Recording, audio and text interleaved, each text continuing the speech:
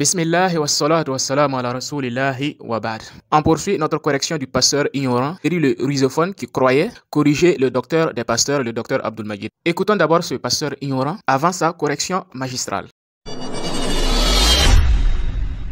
Bon, comme il sait que les musulmans, c'est déjà, ils ne vérifient pas, bon, frère, vas-y. Le prophète Mohammed a fait jaillir de l'eau entre ses doigts. Il a abrévé la soif de plus de 1000 personnes combattant de l'eau qui sortait de ses doigts. Le prophète Mohammed a nourri miraculeusement, comme Jésus l'a fait, plus de 1000 combattants. Les frères, vous voyez que vraiment, s'il était en Côte d'Ivoire, il allait faire bonjour 2022. C'est un vrai humoriste. Vous voyez, menteur comme ça. Et les gens crient. L'eau dans ses doigts, l'eau comme ça tombe. Ça a abreuvé plus de 1000 personnes. D'où l'eau qui sont dans son doigt. C'est écrit où? Vous voyez, frère. Voilà le menteur. Et c'est lui qu'on appelle docteur. Bon, docteur en quoi? Docteur en mensonge. Vous voyez? Donc Mohamed a pris l'eau dans ses doigts et s'il a abreuvé plus de 1000 personnes, ils ont bu. Et puis, on ne sait pas ça. C'est pas écrit quelque part. C'est toi seul qui est en train de dire ça. Parce qu'un tel miracle doit être renommé mondialement. Un tel miracle. D'abord que les musulmans ils aiment l'orgueil, l'apologie des gens là. Lui, il a fait ça, puis il ne faut pas chanter ça partout. Nous, il ne faut pas nous montrer, on va lire. Et puis c'est lui qui sort de nulle part là, et puis il dit ça. Tu vois? Donc c'est un menteur, frère. Alors, comme vous l'aviez suivi, le docteur, il cite un miracle du prophète qui a fait jaillir l'eau de ses doigts et en a abreuvé des milliers de personnes. Et Thierry, comme c'est un ignorant, il dit que le docteur, c'est un menteur. Et il continue en disant que si Mohammed avait pu faire ça, les musulmans allaient s'en servir et parler de ça à longueur de journée pour vanter leur prophète. Parce qu'un tel miracle doit être renommé mondialement. Un tel miracle. D'abord que les musulmans ils aiment l'orgueil, l'apologie des gens là. Lui, il a fait ça, puis il ne faut pas chanter ça partout. Nous, il ne faut pas nous montrer, on va lire. Et puis c'est lui qui sort de nulle part là, et puis il dit ça.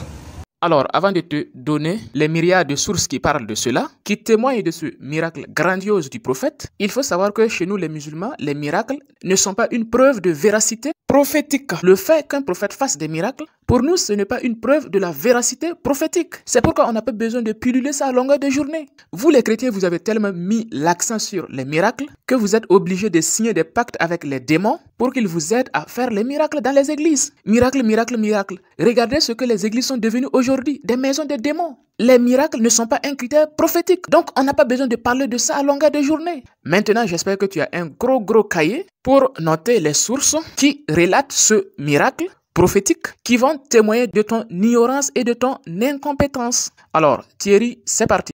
On va lire maintenant Bukhari, l'adite le plus authentique aussi, on lit ça. Bukhari au numéro 5639. Jabr ibn Abdallah rapporte qu'il était un jour avec le prophète alayhi salatu wa salam. Alors, l'heure de la prière de Asr, c'est-à-dire 16 heures, était arrivée et il dit, nous n'avions pas assez d'eau.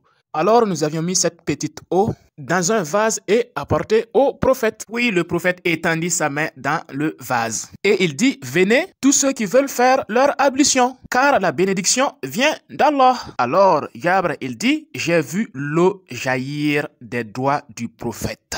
J'ai vu l'eau jaillir des doigts du prophète. Et il continue en disant, les gens ont fait leur ablution et ont bu. Et le rapporteur, il dit, j'ai essayé de boire plus parce que je savais que cette eau était une bénédiction divine.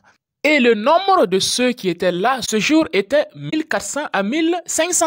Mais Thierry, ça c'est Bukhari que toi-même tu transportes tout le temps dans ta valise. Le Saint-Esprit ne t'a jamais montré ce hadith. Mais tu as un Saint-Esprit nul comme toi là. Le prophète, il a fait jaillir de l'eau de ses doigts. Et non seulement il a fait abreuver plus de 1000 personnes, entre 1400 et 1500 personnes, et les gens ont même utilisé cette même eau pour faire leur ablution. Donc, ablution plus breuvage de plus de 1000 personnes. Le prophète était une source d'eau. Le prophète, il était un rocher ambulant. Il n'avait pas besoin d'un rocher physique pour y faire jaillir l'eau. Non, directement de lui-même. Allahu Akbar. On a là clairement un prototype du prophète annoncé dans Deutéronome 18. Le prophète comme Moïse. Quel prophète faisait jaillir l'eau de manière répétée pour ses compagnons, excepté Moïse et Mohammed comme nous allons le voir. Thierry, tu transportes Bukhari et tu n'as jamais vu ça? C'est incroyable. Ton Saint-Esprit est aveugle jusqu'à ce point? Répands-toi, c'est mieux. L'islam, c'est trop fort pour toi. Tu es trop nul. Tactiquement, techniquement, tu dois être saturé dans la tête. Tu dois avoir des problèmes. C'est trop nul. Donc finalement, toi et ton Saint-Esprit, c'est vous les grands menteurs. Un Saint-Esprit qui n'a même pas niveau CP1. Mais Thierry, ça c'est quel Saint-Esprit ça? C'est un guine et non le vrai Saint-Esprit que les apôtres avaient. Maintenant, avant que tu ne commences à prendre les notes, j'aimerais montrer à ton Saint-Esprit un autre hadith. Là, je sais que ton cœur commence à palpiter déjà. Regarde, à une autre occasion, hadith rapporté par Muslim au numéro 3006 et au numéro 3014, qu'est-ce qui se passe? Il y avait encore un manque d'eau et le prophète fit jaillir de l'eau de ses doigts pour satisfaire les besoins de ses compagnons. Mais ce jour, il y a un autre phénomène extraordinaire qui va se passer. Muslim au numéro 306 et au numéro 314. Lorsque les compagnons ont bu l'eau, ils étaient rassasiés. Et par la suite, ils vont avoir faim. Et ils vont venir se plaindre auprès du prophète en lui disant qu'ils avaient faim. Et le prophète, il va faire une invocation auprès de Dieu. Le prophète, il dit que Dieu vous nourrisse. Et lorsqu'ils sont arrivés aux côtés de l'océan, l'eau va projeter un gros animal.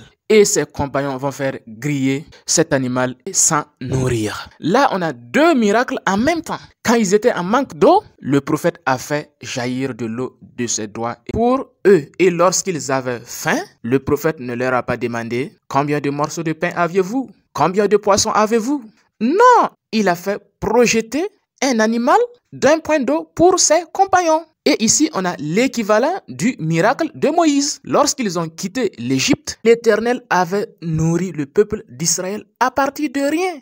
Il a fait surgir la manne pour eux. Là, on a l'accomplissement du prophète comme Moïse, Deutéronome 18. Et comme ce n'est pas le sujet, on y reviendra bientôt. Donc, Thierry, le prophète, il a fait jaillir l'eau de ses doigts et pour ses compagnons. Il a nourri ses disciples à partir de rien. Donc, tu n'as pas le niveau. Et ce miracle du jaillissement d'eau a été plusieurs fois répété dans la vie du prophète avec ses compagnons. Et nous allons te donner à présent une flopée de sources qui témoignent de cela pour ajouter à ce qu'on vient de citer. J'espère que tu es prêt.